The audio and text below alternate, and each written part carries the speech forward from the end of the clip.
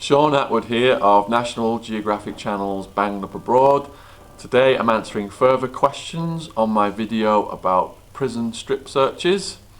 And the next question is: did guards often make up reasons to strip search inmates in a bid to use it as an instrument of control, punishment or humiliation? Yes, guards use strip searches and urine tests as an instrument of control in prison. The guards know 90% of the prisoners are high on drugs. Some of the guards are even smuggling the drugs in. And if you give a prisoner who's misbehaving a strip search and find drugs on him, or if you give them a urine test and they test positive, you can then take away their privileges, such as their visitation with their family members and their right to buy items at the inmate store. So it's a carrot and the stick. The guards know the place is flooded with drugs and they use it to discipline prisoners who are acting up. And being a Brit, I suppose that you are in the minority to have a foreskin, as I think most US guys are cut. Did this cause comments from other guys seeing you strip searched, both inmates and officers alike?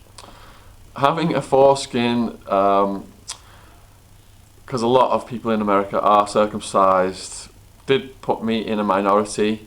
And when I was strip searched, guards would notice this and ask me to pull my foreskin back so they could search inside there for drugs.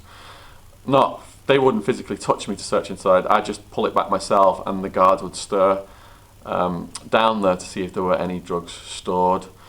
None of the guards actually made any lewd comments or stuff like that, but prisoners, there's a lot of gay play in prison and there's a lot of sex stuff going on as well. And you know, in prison you have to banter back with the guys. If you're uptight about stuff like that, you know, you're going to get picked on all day long. So, you know, guys did know that coming from the UK, I had foreskin, and some guys would say that really turned them on and would ask me to show it them and stuff like that. I didn't go and do anything like that with them, but you know, it was kind of just gay play, and they were just like pulling my leg, and I would just banter back with them and say they were lacking in the man parts and stuff like that. How embarrassing did you find the strip searches? In the beginning, I found the strip searches extremely embarrassing. You know, to go from normal civilian life to daily having big, beefy, redneck-looking guys staring at your privates is most unusual. But I take full responsibility for putting myself in prison. It was part of my punishment. I'm not here today to whine about what I went through. And you know, 6 months in, a year in, there was a point where I was getting up to 3 strip searches a day, and you just become immune to it. Even the foreskin search, it took me the longest was to get used to the foreskin search, not the actual spreading the buttocks and the guards looking in my backside. It was the foreskin one got me the most, but eventually I just got completely used to pulling it back as well and not being embarrassed or bothered about it anymore. So was it worse the first time around?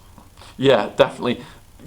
In prison and jail, when you get arrested, it's an unknown quantity what you're getting into. So everything is the worst the first time round.